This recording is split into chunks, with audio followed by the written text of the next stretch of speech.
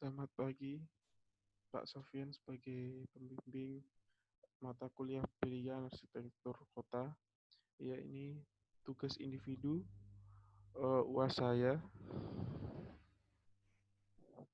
Ya, gagasan individu yang saya buat ini mencakup pedestrian karena pedestrian yang berada di jalan koridor Hasanuddin ini sangatlah minim ataupun malah tidak ada. Kondisi existing adanya penyalahgunaan fungsi jalur pedestrian yang berada pada Jalan Hasanuddin ini eh, karena banyaknya PKL atau warung-warung yang berada di pinggir jalan dan pinggir jalan dijadikan sebagai pangkalan ojek dan dijadikan tempat parkir. Dan buruknya penataan pada Jalan Hasanuddin ini eh, dan jalannya itu bukanlah aspal melainkan uh, paving block. Maka dari itu uh, banyak perubahan yang akan dilakukan pada jalan ini. Terus buruknya kondisi material seperti kerusakan pada jalur terutama dan banyak lubang jika terjadi hujan yang sangat lebat akan mengakibatkan adanya genangan air, licin, dan kumuh pada koridor jalan ini. Dan penutup pohon yang tidak enak dilihat karena kotor menyatu dengan jalan juga dan penataannya kurang rapi.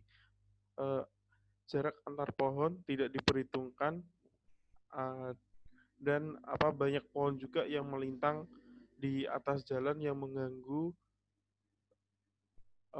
saluran listrik atau utilitas listriknya. Sebaiknya utilitas listriknya itu ditempatkan di bawah tanah.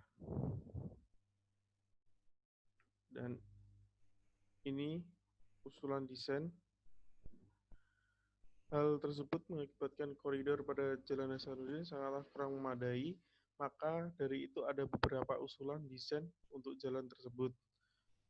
Di sebelah kanan adalah sketch manual dengan bagaimana eh, penempatan pohon, lampu jalan untuk jalan pengguna pedestrian terutama, yaitu untuk difabel kita sediakan jalan untuk tunanetra dan ada jalan untuk bersepeda dan berjalan kaki.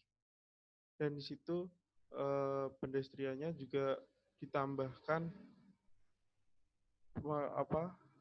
kursi juga untuk duduk. Dari hasil pengamatan terdapat sirkulasi pedestrian yang masih berantakan dan sangat mengganggu kenyamanan bagi pengguna jalan yang beraktivitas di Jalan Hasanuddin.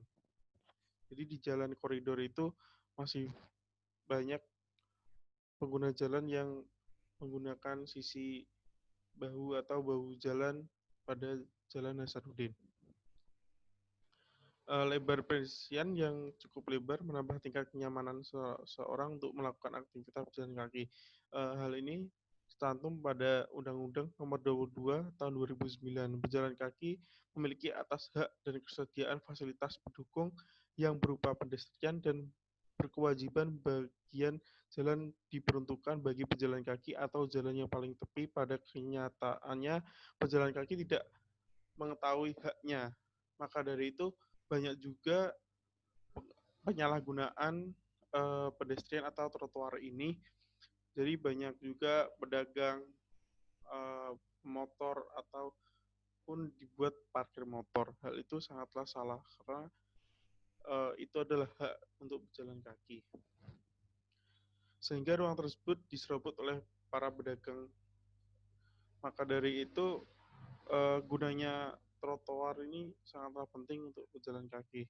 Di samping kanan ada gambar menunjukkan di mana tempat daerah bebas hambatan dan tepi pengapatan pinggir jalan maksimal 10 meter itu agar pemotor tidak melalui itu, dan ada rambu-rambu juga yang untuk notis pengendara pengendara bermotor bisa notis kalau itu bukan tempatnya untuk berkendara.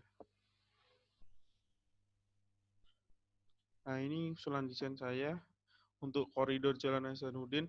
Jadi di sebelah kiri atau di tepi itu ada jalur khusus untuk bersepeda, dan eh, penataan pohonnya dan apa lampunya juga, lampu jalannya harus tertata rapi sehingga di koridor ini sangatlah asri, dingin, dan terlihat indah saat dilalui.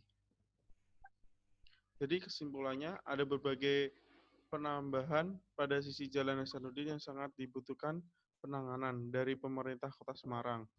Solusi desain perencanaan dalam Jalan Hasanuddin diantaranya jika ditinjau dari lokasi tapak jalan tersebut akan terdiri dari perancangan jalan pedestrian dan menggunakan material paving block tipe dengan sistem penanda untuk orang cacat atau difabel itu, dan perancangan area tempat parkir, memanfaatkan ruang terbuka hijau, penyediaan bangunan penunjang seperti halte, karena di Jalan Hasanuddin juga tidak ada halte untuk pemberhentian Trans Semarang atau kendaraan umum, serta perlengkapan sarana dan prasarana sebagai pendukung desain di Jalan Hasanuddin. Itu yang bisa saya sampaikan. Terima kasih.